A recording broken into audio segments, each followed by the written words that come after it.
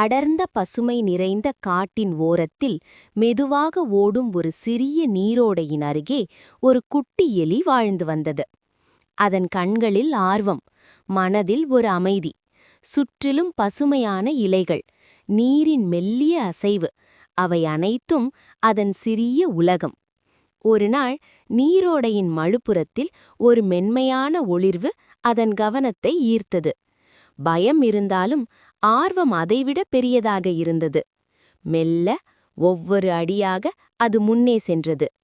காற்றின் சலசலப்பு, நீரின் மௌனம் அதற்கு துணையாக இருந்தன. அந்த பயணம் எந்த பொக்கிஷத்தையும் கொடுக்கவில்லை. ஆனால் அந்த முயற்சி அதன் உள்ளத்தை விரிவாக்கியது. உலகத்தை பார்க்கும் பார்வை மாறியது. அன்றிலிருந்து அந்த நீரோடை கரையில் அமர்ந்து அது அமைதியாக புதிய கனவுகளை வளர்த்து கொண்டே இருந்தது. சிறிய உடலில் பெரிய தைரியம் மலர்ந்த நாள் அதுவே.